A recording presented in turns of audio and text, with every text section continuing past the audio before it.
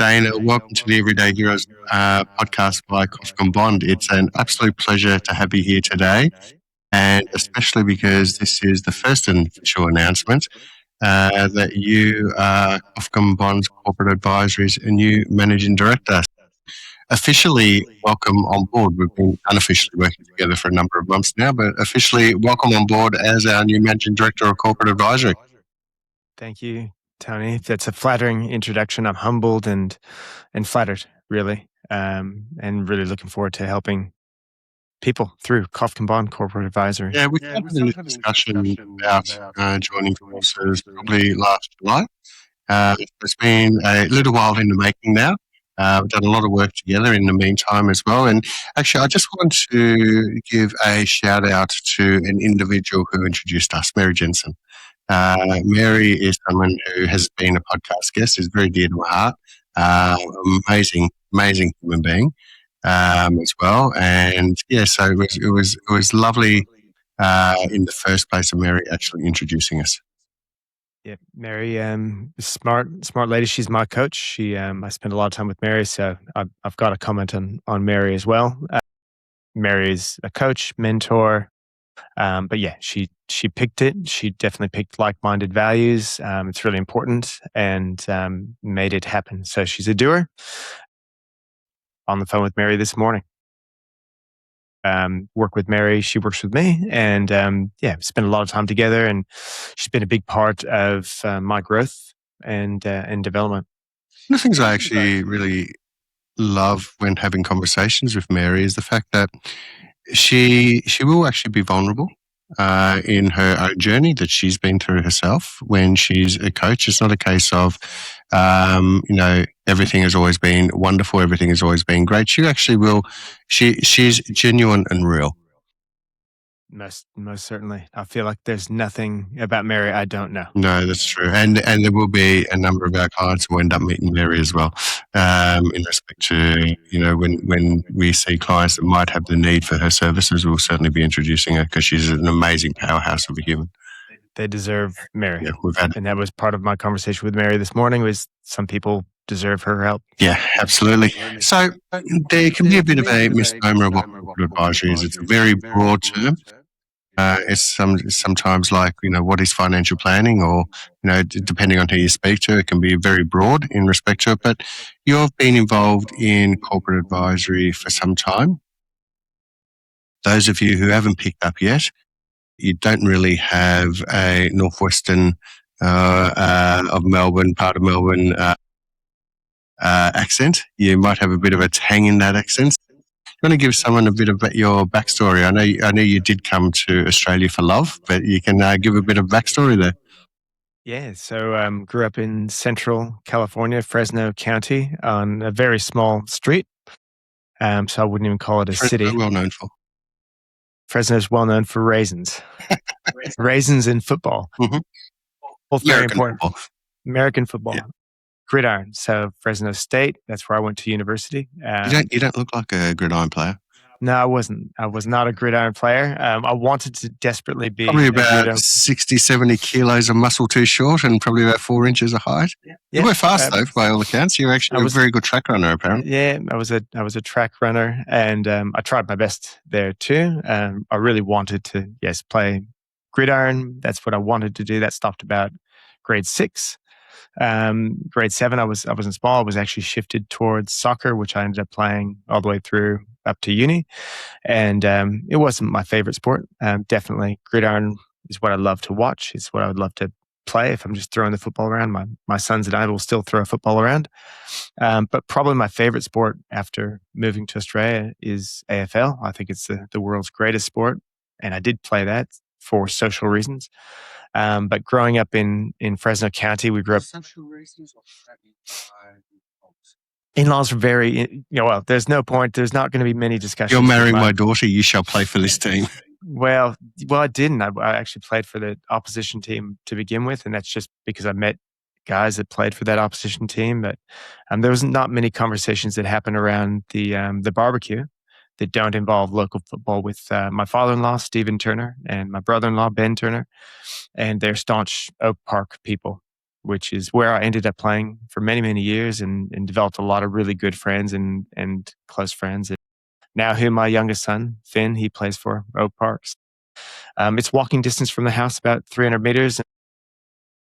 Yeah, and so it's a place where, I have a lot of really good memories and met a lot of really good people, and there's still a lot of really great people down there. Yeah, it's a great part of the world, as you know. I've just moved back into the area Strathmore. after being away from it for 30 plus years and spending 25 of those years in Kew. It's actually really, really wonderful going back, with one exception: the drivers. In Kew, everyone just drove slow and was polite to each other. And I've gone back, to Essendon, Strathmore. That massive roundabout near the Lincolnshire Arms Hotel. That's the most dangerous thing on earth. It's you either have to be aggressive or you just die, I think, on that roundabout. I've circumvented that roundabout many times, dropping the kids off at Peg's junior school and then trying to get my way across to the senior school. So that's the way we had to go. And it was, crazy times back in those days. Hello, as a new P plater, how do you find that roundabout? Or you're just a crazy P plater? No. Yeah, okay. So you're just a crazy P plater? No, it took me a while. Okay. Especially when I was on my house. Okay.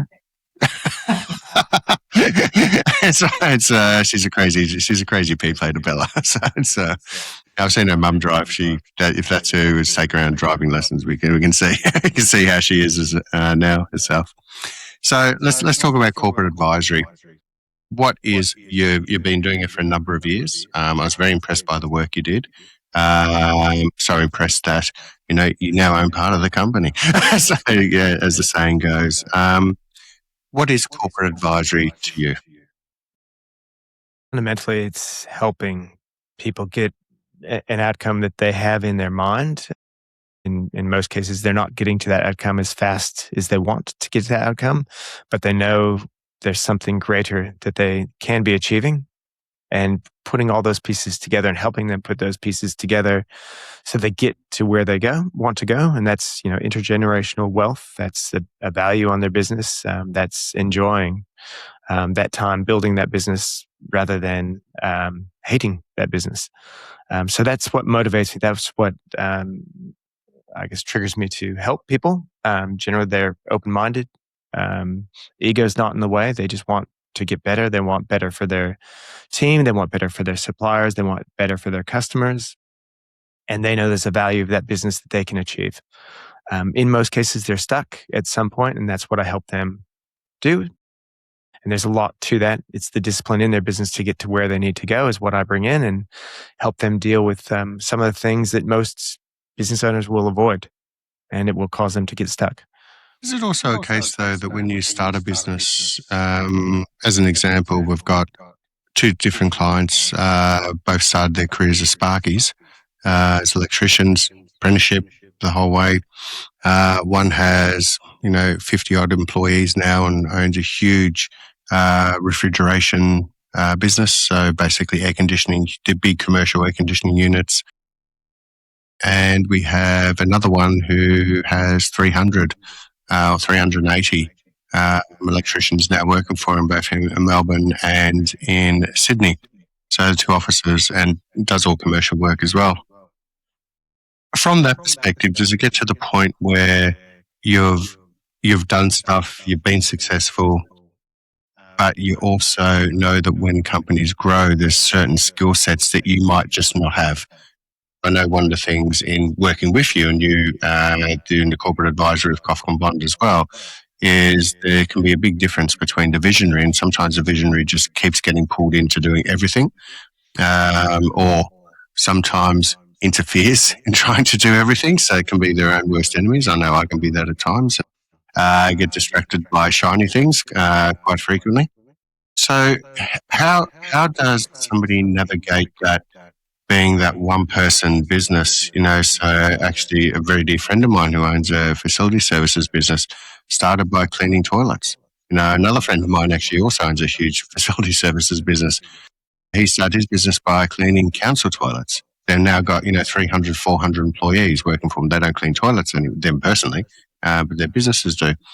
how does it get to the point where you've grown and you grow so substantially, but your skill set now has to be different in respect to getting that business at the next level, or just running meetings, or, so it's not necessarily a skill set of mine. How do you get that? How do you communicate that with a client? How do you show them that sometimes they could do things a little bit differently, or they are getting in their own way at times with success? Yeah, it can be a difficult conversation. All businesses are going to get stuck. That's what the evidence tells us. Now, it could be when that electrician has 2 vans or when they have 30 vans. They get to that point where they're stuck, but it's really when they become open-minded to the fact that they don't have those skills and they actually can't see. And this is a proven, evidence-based, published thing as well, is that we as people can't read the label from inside the bottle. That's why we need people like you in finance to help us understand where we're going, because families really can't navigate it without an external helping them see what they can't see. And that's the case with these visionaries that, they know there's an issue, they know where they're stuck, but they just can't see it. So they need some external help for them to see it. So it's really just an open-minded conversation. It's possibly an ego conversation in the sense that they think that they know when they don't know. And oftentimes they've also got some bad advice, maybe from, a common business support advisor that might advise them, hey, this is a limit that doesn't make any sense to get more than 3 vans, instead of really getting them the help that they need to get unstuck. So in one case, they're getting advice that says, hey, it's not profitable to increase 3 vans, instead of this is what is going to be required to scale your business and grow. And these are the skills you need to get in your business. And this is what's causing it to get stuck. So at some point along the lines, they've gotten stuck and stayed stuck. So it comes down to being open-minded and getting good support and good help to help them identify exactly what is causing their business to get stuck and how it can be unlocked, and to deal with the tough things in their business that they need to deal with. So open-mindedness is a critical characteristic of the people that I help. They're open-minded.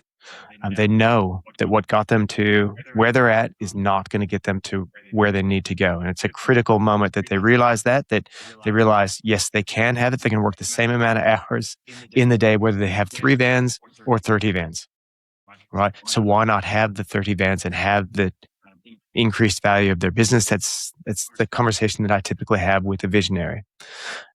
Once in the business, we help that visionary understand where they might be getting in the way. And oftentimes it is indeed the founder or the visionary that's getting in the way of their own growth. They see it as helping because they love it. They built that business. They want to put on the Superman cape. They want to help everybody. I mean, put it on. We never take it off. They never take it off, right? Some of them never take it off. Yes. And I deal with some amazing visionaries. They're amazing people. What they built, I've just got so much respect for. What they don't see, though, is when they jump in to help, it's that key client that says, you know what, I'm only going to go to the founder from now on. They've hired this sales guy and they're doing nothing because the founder keeps jumping in. The founder will often employ somebody to keep everybody on track. And that person just simply can't do their job, but the founder keeps jumping in with those people because they have no idea. They can't see. There's no visibility of what the founder's doing, and therefore now they can't keep those people on track. So what the founder's actually doing is creating all these things that are causing the business to get stuck rather than doing what they love to do, which is typically new ideas, the big relationships, the culture in the business, what that business can achieve, and setting that vision. That's what they really love to do typically. But when they jump back in the business, they prevent that business from actually achieving that vision. So what we do is we give them a framework to achieve that vision so that people are accountable. So can I interrupt you there? Just ask a question. What then is, as a person who facilitates all this and identifies bottlenecks in, even just in that first 90-minute meeting that you'll actually have with a client, what's your area of expertise? How do you start looking for these things? So there's, and now I know because you've worked with me, the structure that you can easily explain and keep people on track. But what are some of then the skill sets that you have in respect to helping people identify these issues? Because some of it could be like psychology in a way. Yeah, so most certainly I depend on other specialties to help me with clients, and I have identified, people that need help beyond what I can do in a session room or within a boardroom. How do you identify those needs to start with and communicate that with the client? Yes, that's depending on the need, and some of those needs are quite sensitive. So I'll handle that individually. Some of those needs, it's really healthy for the business to have those issues brought up with the team. Not only so the team can support each other, so they can become more vulnerable, more open, more honest. So the evidence tells us the more open, honest, less guarded the business can be, the healthier they are. Patrick Lencioni's work tells us healthy teams always beat smart teams. So if we can get the business to be more vulnerable, more open, more honest, less guarded, that business is going to be far more successful. They're going to work through issues faster. They're going to grow faster. Sometimes those issues are very sensitive and they're outside that session room. So that's an individual discussion. And I'm grateful and so fortunate to have a great inner circle of specialists out there that can help me with different types of things from a psychology point of view and coaching point of view that can help me outside of what I do with a leadership team. With a client who's been referred to you, they are a visionary.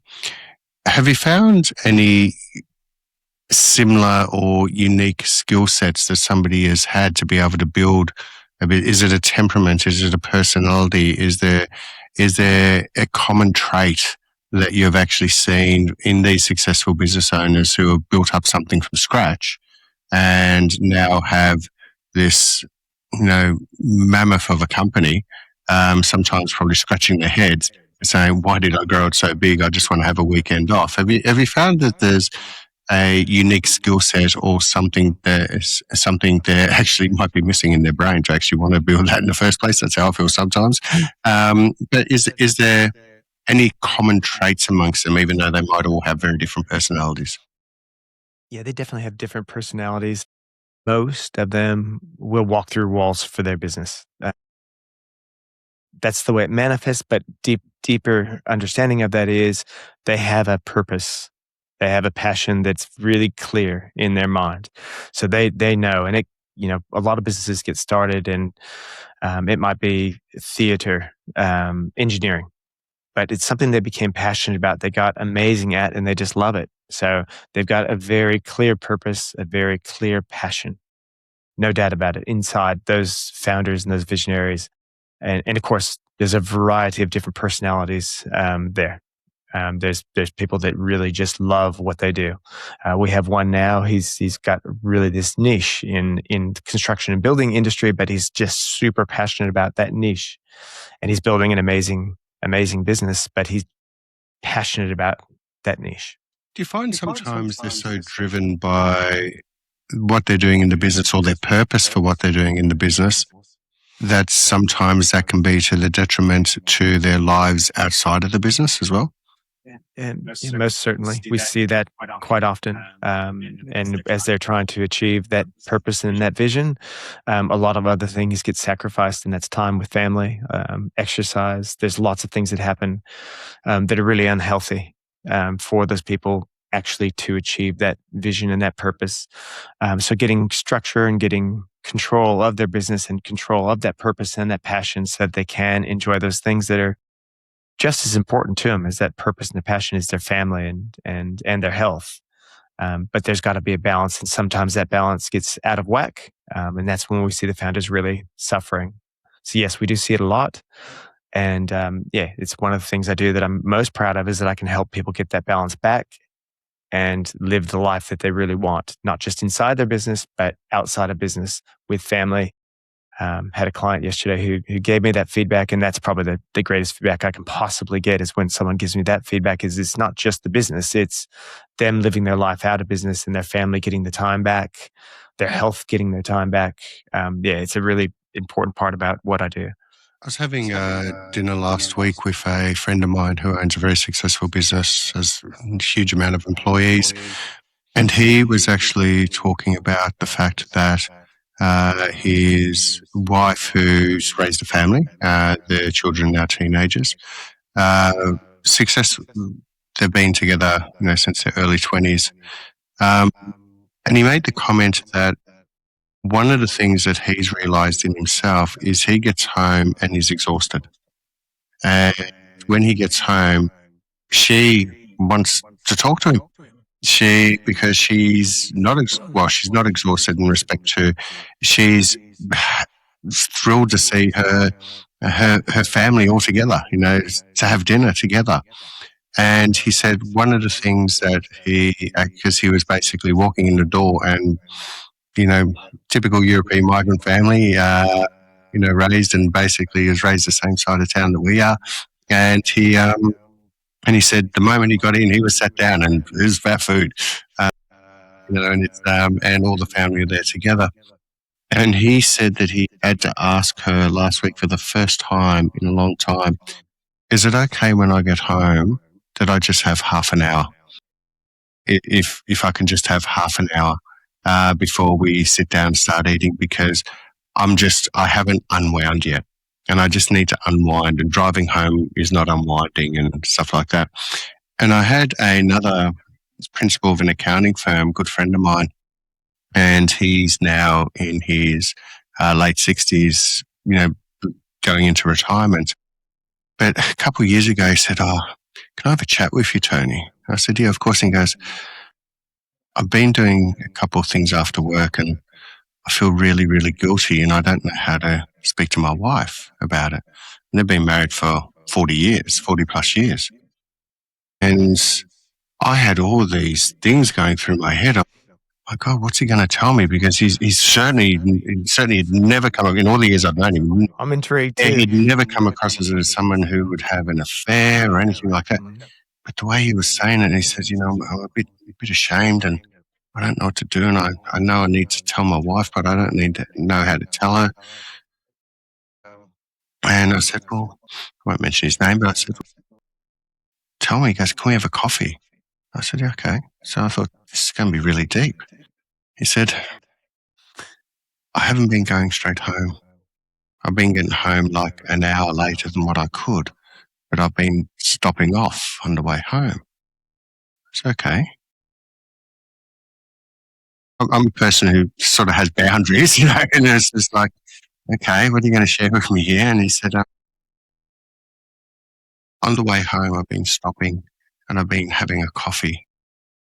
And what I do when I have that coffee is I just read the newspaper for half an hour, and then I practice the chords because I'm learning to play the guitar, and I practice chords as I'm there having a coffee, and maybe just a nice little. And he's a very, very healthy man for his age. I said, okay. I said, is there anything else? He goes, no, that's it. I said, oh, thank God. I thought you were going to tell me you were having an affair and I was going to scold you. But it was interesting how he saw that as, I feel really guilty because I'm not going straight home to my wife. It's, whereas just tell her, just share with her. So I don't understand. And sometimes maybe it's a male thing. I'm not too sure, but I don't know why you're holding that inside, because I don't think she'll be upset. You're not getting home at 9 o'clock at night, with alcohol in your breath.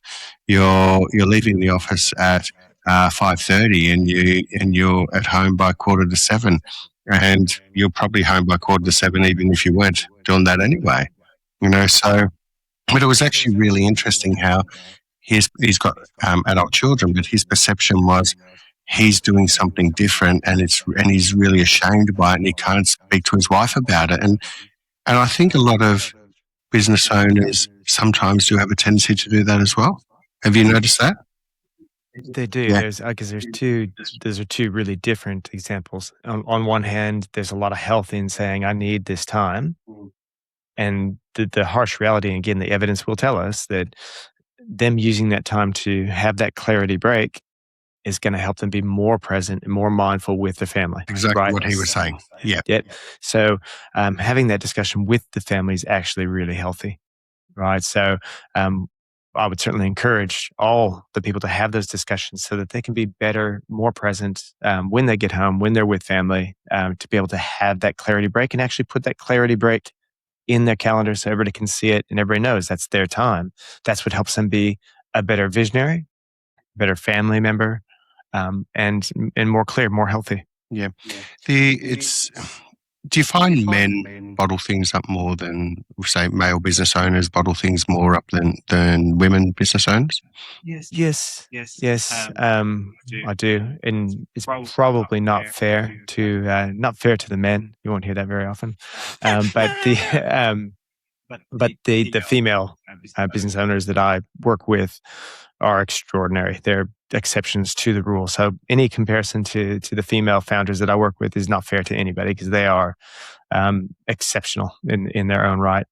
But yes, I definitely do have founders that will bottle things up, put on a brave face. Even if I see them outside of the session room, I know things that are going on in their business, but they'll put on that brave face and maybe not be as vulnerable as they should be. And I think it affects them in a lot of ways. Number one, it doesn't attract the partnerships and the businesses that they need to attract. So being vulnerable, being open, being honest is going to help in every part of their business. So yes, what they're actually avoiding is probably the best thing they can do in all facets of growing their business, being healthier, being happier. I've often found men, me being one of them, have not always been great at opening up. Keep things. I'm not going to share that. I'm not going to burden them with that. I'm not going to burden my partner with that. I'm not going to, just, how was your day? Yeah, it was good. My day was shit, actually. So it's, but it seems to be a case whereas women seem to be really amazing in their friendship groups of opening up and talking about what they're going through and things like that. Whereas men, we tend to hold it in. And, as you know, I have a couple of little groups of just blokes that we catch up once a month, and you're in one of those groups, and we all have dinner together. And it's actually really interesting because we don't go to a highfalutin restaurant. We go to like a $30 a head, really clean food, healthy eating, good laugh. All different industries, all different ages. Some have children, some don't have children. One's just got married and basically seems to be honeymoon twins on the way. And there was in one of our groups there was a gentleman that I had to exit from the group because he didn't follow the same values, say that we all do as well. I actually find those to be really good. Sometimes we go deep in conversations we have. Sometimes it's sarcastic jokes the whole time. But there's never anything there that sort of crosses the boundaries where you walk away and say, oh, I don't like what he said. It just seems to be for, what are we out for, usually a couple of hours, once a month where we just catch up and just chat. And actually make the effort to actually catch up and chat. And sometimes, things get in the way, like you've got a school run to do or something like that. And that's understandable. But one of the things about those groups is we're all business owners. Everyone in that group is a business owner. And so I think we're all different businesses. Some are married, some aren't. Some are divorced, some aren't. Some have children, some don't. Different age groups. But I think one thing in common is we all sometimes as business owners can just be lonely. Don't have anyone to share stuff with or just to have a joke with. So I would love to see female business owners already do it and do it really well. But I would love to see them actually being a little bit more present, a little bit more mindful of doing those things. Because what I've always said is that if I can do that with you and 4 other gents, why can't I do that with my partner once a week? Why can't I have a designated Tuesday night date night that I organise, not leaving it up to her to organise, have it as a surprise? And these are the things where I think if all our life is just purely about the business, I think everything else around us can fall away. Have you seen that yourself? Yeah, well, and I can vouch for myself. I love the dinners. We're about to start one back on our side of town. For the invite. Yeah, Don't mind Vietnamese food either. it's gonna be fun. But again, there's a group of people there that I can depend on to talk about some of the struggles. Often in session rooms, I'm taking a lot of issues of the business and teasing out those issues. And aware a lot of the success of the business. I can't help it. It's I'm committed to the businesses, and I'll wear a lot of the ups and downs that they ride in their business. Having an outlet to talk to people is super important. Your dinner is super important. This next dinner is super important. Catching up with the guys really important. Last night was my wife and I. That was our catch up. We could have chose a better restaurant, but we had a great night. And the company. It was a company. It was company. We were no one ever freezing. remembers what you ate, but you remember how you felt.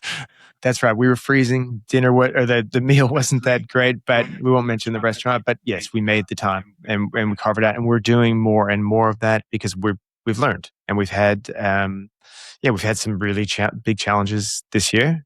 It's only made us stronger, and that's because we're carving out the time. So things are really good. I think some of the hardest things in my life have just shaped me in terms of made me stronger. So I'm probably not one of those people that can look back at those really traumatic incidents and think that they were bad. And a lot of them I look back and think they're pretty good. They made me who I am. They definitely helped me stay grounded and focused on what I'm doing and appreciating those around me. And I think Chris Williamson, the podcast host of Modern Wisdom, one of the best podcasters in the world. Him, Steve Bartlett, Joe Rogan. There's just some people that are just unique. They're great. I was at his live show a couple of months back now. And one of the things he actually said was he got us to think about, so there's 7,000 people in the audience. He got us to think about, traumas that you had as children. The first thing that comes to mind, things that have sort of kind of, that were quite traumatic, and some can be really, really bad, obviously, and some not as bad. But he said, did you all think about a certain parent that put you through in potential trauma? And it was the case. And he said, have you ever stopped to think that you are the person, the success you are today because of that experience that they actually put you through? Did that experience make you more resilient? Did it make you more guarded? So in other words, now making less mistakes. So it was actually really great the way he framed it of sometimes these experiences is what makes us the success that we are today. And he spoke about Elon Musk, and he spoke about a whole range of other people that we've all had experiences in our lives that we kind of wish we never had. Some are horrendous. Some, are bad. But I've often said if the worst thing that's ever happened to you, that you got a flat tire on your bike and you had a meltdown over that, then, you're not going to really have much resilience in life. And I think to be a business owner, you have to be resilient. So I think Lisa Tay, a good friend of ours, said it perfectly in a podcast we had for International Women's Day, is that as a business owner, 90% of your day is just shit. But that is that 10% that is really good that makes it all worthwhile. So, and she owns multiple businesses, very successful, owns multiple businesses. But the way she said it, I thought, 90%, it's not sitting on the beach having fun, that people think it can be. So it's, so there can be that little bit of a misconception as well. So what do we have in respect to, we've got a business owner. Tell me the process of what you go through when you're working with that business owner. You've met me for the first time. So how does it go from there? And how long can this process take up to? Yeah. And what do you do for me, Dana? Yeah. So if I'm meeting with the business owner, often they're talking about the things in their business that are not working. Often there's still maybe a lack of trust. Maybe their ego is still pretty strong. They're not really telling me the truth about what the condition of the business. There's a lot of people, great business owners, that are still like that with them. They're good friends, love them, but they're still guarded. They're still trying to portray an image of that business. But deep down, there's things in that business, and a lot of the business I work with are very successful, and the growth is growth upon growth.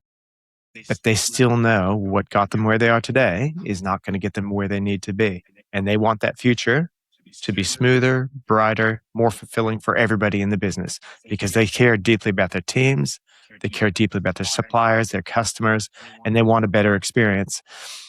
So I get business owners from all across the spectrum of super successful and still willing to be open and vulnerable about what it's going to take to grow the business, all the way to businesses that might be telling me how great they're doing when they're really stuck and they're in turmoil.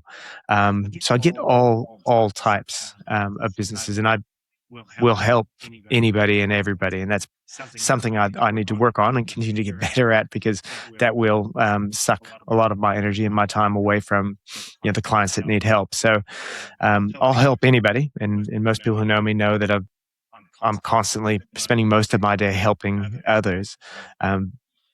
But to help them, I need them to be vulnerable, open, honest, and talk about really what's going on in the business, what's causing them to be stuck. Harsh reality is there's only a few things that can get a business stuck. There's only 5 things, really. So if we can have a real, deep, meaningful discussion. Some of those things? Well, if you let your business get complicated, you're going to get stuck. If you can't delegate at some point in your business, you're going to get stuck. If you can't see the obstacles and the hazards coming your way, and you're predicting and preparing for those, you're going to get stuck. If you haven't systemized your business, meaning your processes are observed, you can be somewhere else, but you know that business is going to operate the way it should. If you don't have that systemization, at some point, you won't be able to scale, you'll be stuck. And then finally, structure. That's everybody in the business knowing exactly what they do, and the right balance between business coming in, the operations that have to happen, and the admin required to keep all that out of chaos.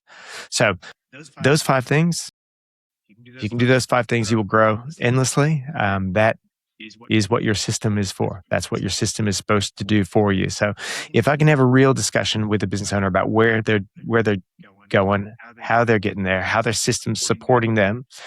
83% of the time when I speak or I facilitate a group at Cub or do a talk, 83% of the time people are talking about the issue in their business being people.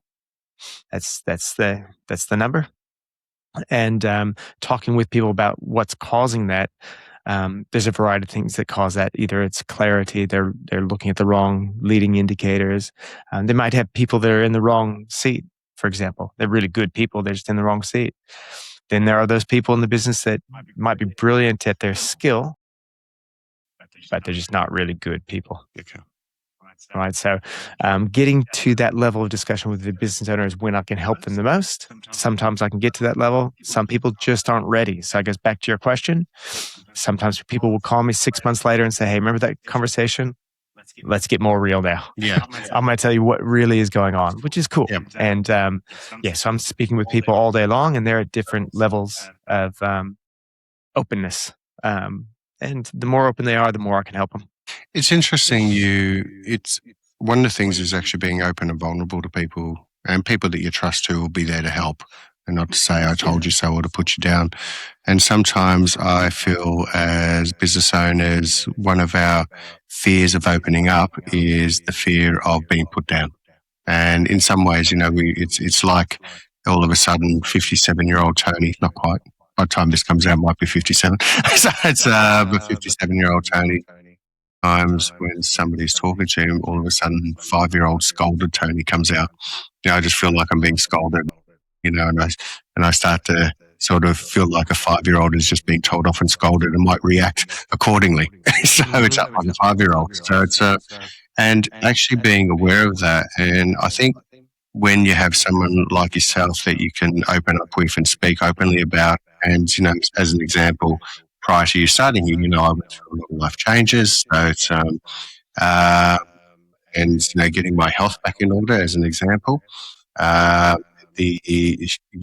business has thrived over the last 12 months. We've had an increase in top line revenue, a huge increase in bottom line revenue, but we've halved our headcount that just weren't required. Because we didn't have those systems in place. We didn't have a whole range of things in place. So our headcount has halved. We've put people in the right seats, people like Shay, people like Bella coming through. We've put people in the right seats. Recruited Josh back here as well. And as a result of that, the whole place is now really thriving, and it's been systemized by having someone like Shay in the seat. So I got my health in order, got my working hours down from 80 to 100 back to a reasonable 40. In the gym every single morning. So I was there weights and treadmill this morning with my meditation, with my breath work, and I've lost 19 kilos and a whole heap of body fat, not through to injections, but actually through hard work and eating properly and engaging the right people. Engage a psychologist. I've done work with Jem on a personal level as well. I have engaged a personal trainer who holds me accountable, and when I was having a bit of a meltdown because of moving house and overseas travel, basically living out of a suitcase for 8 weeks and not great for your diet, eating properly. The fact is what he got to do. Yes, I'd put back on just a couple of the kilos. What he got me to do was go back to that photo on the 8th of September to the photo that I sent him that day and look at this. He said, I know you're not happy with yourself, but you need to also reward yourself for where you've been as well. And don't reward yourself with cake. Reward yourself with giving yourself a pat on the back sometimes. And I think as business owners, also, we are so focused on a goal that we forget about all the successes we've had all the way to get to that goal. Yeah, and I can't help but want to ask you a question now based on that, and that's let's go back to that point that triggered the change, which wouldn't have been easy. It was totally uneasy and uncomfortable, and there was numerous occasions, Dana, where I just wanted to go back because it was because there was a bit of a comfort zone. The change is not comfortable. Any change, if you want to lose weight, it's not comfortable working out every day. It's not comfortable choosing the right foods because a chocolate bar really does taste better than a piece of salmon, as an example. So that it's actually just being able to make the right choices. But it is so easy to just get dragged back to the old way of thinking, the old way of doing things. And this is why you need a team. There's a team, but there's even more. So I think those still are they were hard, but there's still some harder things you would have had to do back in that period. Hardest terminate thing relationships, terminate friendships, terminate business relationships. Yep. So to do that, that's actually a very strong word, but that's pretty much how it was. Yep. So to terminate, though, you had to have some tough discussions. Yes. Right, and you had to sit in that that difficult period and have those difficult discussions. The first tough discussion I had to have was with myself. Yeah, and then engage people, the right people, that can help then keep me on track. Because when I had to have those tough discussions, being able to speak to someone of the best way of actually going about that discussion was vitally important as well.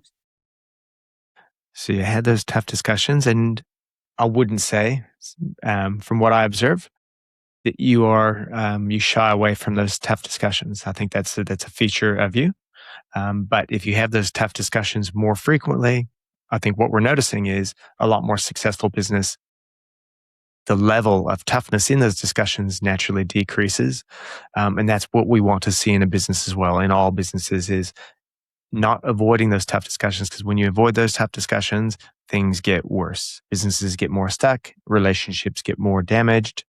And so what you've done is definitely not easy, but it's healthy, and that's... It's actually healthy because one of the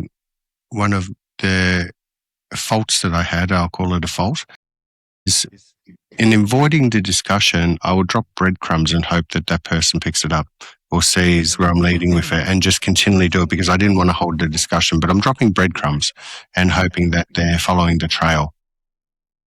The problem is that they weren't. So when something happened and it's just like, you start talking to them, you've already had, 15 pent up events that have really pent it up. So the discussion is actually not going to go great. Whereas if you could have had that discussion the first time when you haven't got 14 other events that are followed in the next 2 weeks, It's actually, you've got that actually makes the conversation more constructive, more positive. Sometimes you're still parting ways with that individual, but you're not parting ways with them 9 months too late or 2 years too late. You're actually parting ways with them early. As you said, it just might be simply not the right bum on the right seat. Or they're lovely people, but just in the wrong industry. Or they're lovely people, but they shouldn't have that job. They should have this type of job because that would suit their personality. So and sometimes there might not be that type of job within the organisation. So the best thing, kindest thing you can do is part ways with them, but do it in a kind way where they can leave, find a new position, etc. So I think all those things happen and work if you're actually having those tough conversations. So if I look at my businesses that are, really growing, they're having those tough discussions regularly. So they're successful in every way. When you look at them from the outside, they're successful in every way. But when you dig down, they're having those discussions and debates. Conflict in their business is normal. It's part of what we do. The greater good of the business is the most important thing. So if we're not having those tough discussions, the business won't grow. So that really is the heart and soul of corporate advisory, making sure those businesses are healthy, they're identifying opportunities, and they're solving the issues in the business. So what you've done is really important, but giving people structure so that they're constantly having those discussions. So they're not as tough as they would be if they're pent up. That's what helps businesses get successful, and that's what we do. So what you've done is you've turned it around, and you did the tough things that a lot of people avoid. Trust me, I avoid them for a very long time. But it's interesting now, rather than doing those things of just holding it in, not sharing, I actually will now share, and it comes across great because you're sharing it in a good way. And I think that really helps too. We do work with other people as well who are experts in their field, and we'll bring them in to clients when required, whether it be Lillian or Mona or Ben or Kylie or Jemima, etc. So Lisa. So we will bring people in as and when their expertise are required, and that's one of the unique skill sets that you have. I think one of the partnerships and how we saw this as being an integral for the result of our clients is that if you come in and you work with that client for a 1, 2, 3 year period, potentially what we've actually done for them is help them increase their top line, help them achieve their goals, help them have the right people in the right seat, help them have the right mindset, help them understand the growth possibilities, help them with the correct marketing plans, there's a whole range of things that we're being able to do and identify and bring in other experts to help them build that. But at the end of the day, if their industry sells for a 3 to 7 times multiple of EBITDA, as an example, one of the skill sets that we've been able to do is help them increase that EBITDA. And it's happened in my own business, by being able to identify things and replace people when they need to be replaced, or say goodbye to people, or grow in certain areas and bring in outside expertise as well. But I think one of the classics then is from me being able to work side by side with you to the benefit of the client, is that we might be able to help them go from getting a $5 million check to getting a $15 million check in that 4 to 5 years' time when they're looking at selling their business and retiring. That's the difference between a really good retirement and intergenerational wealth transfer. In other words, being able to help our children, grandchildren with education, a whole range of things. And that is one of the greatest things and opportunities, without wanting to get political, but one of the greatest opportunities we have if governments don't continually ruin it, is the huge amount of wealth being transferred in this country over the next 20 years. And it's actually going to be done because people have worked hard, because we've always had an entrepreneurial spirit. It's not as much as the US, but we're certainly more than the UK. We've always had a really strong entrepreneurial spirit here. I think it's the migrants, being a country built on migration as well. We even let Americans in, so Californians. But I think there's a huge opportunity when you actually are working with a client that they're not working with people in silos. They're not working with, I have the accountant who won't talk to me, who won't talk to you.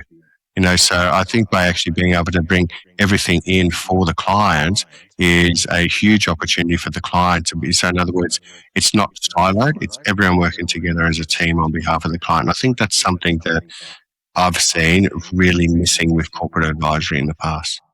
It's super powerful. So what I can say to a client, we're going to get ready and we're going to be ready for anything. Right now, everybody wants to talk about AI, for example. So we can talk about AI, and we've got expertise there in our inner circle that can help with AI. But that's just an example. Is until that business knows exactly where they're going, knows the absolute priorities in their business, has accountability all through their business, they're really not ready for AI.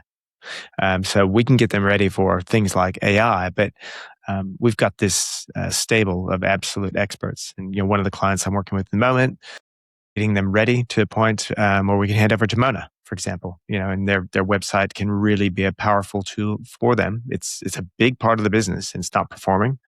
And we just got to get them to a point where they're ready, so that whatever they do with Mona sticks, and the opportunities are endless. And yeah, we're going to build that business. I can see that business being, worth literally 50 times what it's worth in the next 24 months, that particular business. But they'll need help with their website. They'll need AI expertise or technical expertise. They're going to need a marketing plan that follows that. And they'll be very, very successful. And all of those things working together, talking to each other. Yep. Yeah. No problem. So I've already worded up Mona. For example, this client's coming your way, and they're a little bit wild still. Yep. We're taming the wild horse. It'll be Wild West. Yeah, we're taming them a little bit, but by the time they get to Mona, they'll be ready to take on what she can do for them, make sure that it happens, and they'll start to realize the benefits of that. So yeah, it's really exciting what we can do as a community and as an inner circle for these clients to get them to places that if they just keep doing what they're doing, nothing is going to happen. That's literally what's going to happen. Is they're going to be frustrated. They're going to leave money on the table, and they're going to die wondering what they could have been. Continually doing the same things and expecting different results. Isn't that Einstein's theory of insanity? Yeah. I was about to say stupidity. I knew that wasn't the right word. Yeah, but it's and it is very true. Okay, to close out, just got some quick fire questions for you without notice. All right. Okay, so what's the first thing you do when you wake up? Well, I don't have a choice, but the first thing I do when I wake up is cuddle my dogs, because as soon as, I think at least a minute before I wake up, they've sensed that I'm going to wake up and they're ready to play. So I play with my dogs, which I love. You do have a very early morning wake up, I believe? Typically early morning. This week I've been a little bit under the weather, so I've been waking up late, like around 6. Okay, what time do you usually wake up? 5. It's very difficult for me to make it past 5. Yeah, and you do have the gym in the garage like me as well. Mm-hmm. Gym in the garage. I should use it more often. The dogs. I have fun with the dogs. I'll have a coffee. I'll do my gratitude. How do you have your coffee? I have oat milk, strong, flat white. Wonderful. And you do your gratitude. Is that journaling? Yep, journaling. It's one of the first things I do, and Mary would definitely say I need to be more regimented with what time I do that. So the earlier the better, is what Mary is advising me. But I do it between the coffee and the dogs in the gym. Okay. So those things kind of rotate around in terms of time. Yep. So it's who's your NFL team? The Rams. You're a Rams fan. I'm a Rams fan. I've never seen the Rams play, which is interesting. The first time I'll see the Rams still blue and yellow? They're still blue and yellow. They've moved back to LA, haven't they? Or are they Vegas? No, they're in LA. They went from the Coliseum to Anaheim to St. Louis and now to SoFi Stadium, which is the new stadium in Los Angeles. I saw Green Day and Smashing Pumpkins there. It's an amazing stadium. So about a year and a half ago, 90,000 size of the MCG, an indoor stadium size of the MCG. It is amazing.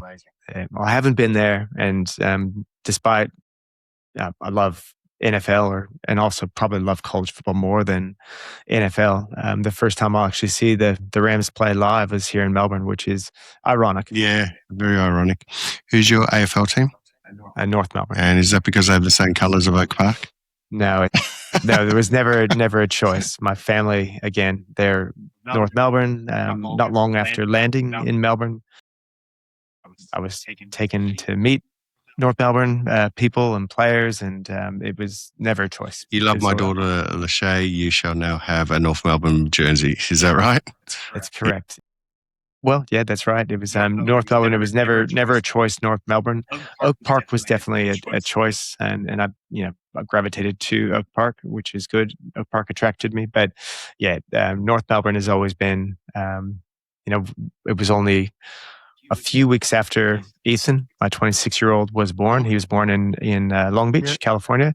Only a few weeks after he was born, one night I woke to my wife, Lachey, breastfeeding and celebrating as well at the same time. That was when North Melbourne in 99 had won their grand finals. Yeah, North Melbourne, staunch. North Melbourne never had a choice, but staunch. No, it's fair enough. They've had a few glory days. They've done well. Not so well the last decade, but otherwise they've done pretty well. Do you listen to books, audio books, or do you read books? Yeah, both. Yeah. And I'll generally combine books with audio and reading just to make sure I get through them. I have this fear of getting stuck in a book, and I won't start another book till I finish a book. I had this one book, I won't mention the book, that I was in the middle of, and it stopped me from reading, I think, for a good solid 9 months. Because I could not. Yeah. Yeah, it was a recommended book, and it was quite a scientific book. But yeah, I couldn't get through it. Yeah, no, I bought some books recently, and they are very, very thick books. Very thick books, and very small writing as well. It was a book that I really loved reading and being a massive fan of them as well, was Surrender. It was written by Bono from U2, and really, really loved the book. And they did I think it's a 2-hour show on Apple TV as well, where it's just him doing a one-man stage show about the entire book. Brilliant. Absolutely brilliant. Even if you're not a huge fan of U2 or Bono, I think you could really appreciate, this book. And he speaks about his strained but loving relationship with his father after his mother Iris passed, and it goes in and how the songs were formed and the stories, and it was really in depth, and it was a really great read. And as a massive fan, I probably loved it even more as a result. But it's probably one of the few books. I have a tendency to read about 5 or 6 books at a time. Just depends what mood I'm in when I pick up. Right. Okay. They're all different styles. Right. A book that I got as a present, Christmas actually, I've just started reading now since I've set up my library at home. Winnie the Pooh. Winnie the Pooh. One of the greatest books on friendship and how to help people of all time. Christopher Robin and Winnie the Pooh and Eeyore and Piglet and Tigger. It is one of the greatest books of friendships and different personalities and friendships and people helping each other at all times. Always being there for each other. It's a truly beautiful motivational book, written for children, that has a real lasting effect. I've always been a massive fan of Winnie the Pooh, but the book on Christopher Robbins as well. So it's and the saddest part was when Christopher Robbins had to leave. Yep, he had to go to school. Yeah, and he had to leave. Yeah. I only read recently that Winnie the Pooh's banned in China. Is it right? Why? Too nice. I think there's more research required. I won't say online because I don't know well enough to know. But you can't find Winnie the Pooh in China. Apparently, that's what I read. But I think there was some association on social media with Winnie the Pooh and China. It's interesting because Wizard of Oz was never released in France. Yep, it's a similar story. But back to children's books, there's one that I've always remembered, and it breaks my heart, the book, but it's so simple. It's a true children's book, meaning an adult will get the message, but that's about it. But The Giving Tree. Okay, I don't know that. So The Giving Tree, it's a tree, and the tree gives food, it gives life, it gives everything, and eventually the boy that sits under the tree cuts the tree down and builds a house with the tree, but the tree is still giving. And even after that boy comes back, he needs somewhere to sit, and he sits on the stump of the tree, which is quite sad that the boy only took from the tree. But it's called the giving tree. But it puts things in perspective, and it's a bit of a sad book, but important to give, not just take. Yeah, I still remember reading the book Jonathan Livingston Seagull when I was in grade 6. Yeah, it was a hard read because I was a bit dyslexic, but I enjoyed the story. Yes, I enjoyed it. It's once again a real motivational book, without any doubts. Okay, Dana Dolan, thank you for coming in today. It's wonderful to have you as part of the Kofkin Bond team. Our clients will start to get to meet you as well, and the goal is to help them all get a bigger check in a few years' time when they retire. So so welcome to part of this team. I'm looking forward to the next 30 years working together because we're both still very young men. Thank you, Tony. I'm grateful to be here. Thank you for having me.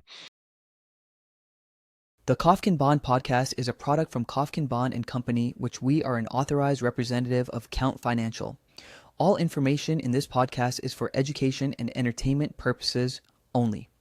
It is not intended as a substitute for professional, finance, legal, or tax advice. The hosts of the Kofkin Bond podcast are not aware of your personal financial circumstances. Before making any financial decision, you should read the product disclosure statement and, if necessary, consult a licensed financial professional. Do not take financial advice from the podcast. For more information, head to the disclaimer page on the Kofkin Bond website, or you can find resources on the ASIC website and find a registered financial professional near you. In the spirit of reconciliation, Kofkin Bond Co. and the hosts of the Kofkin Bond podcast acknowledge the traditional custodians of the country throughout Australia and their connections to land, sea, and community. We pay our respects to their elders, past, present, and extend that respect to all Aboriginal and Torres Strait Islander people today.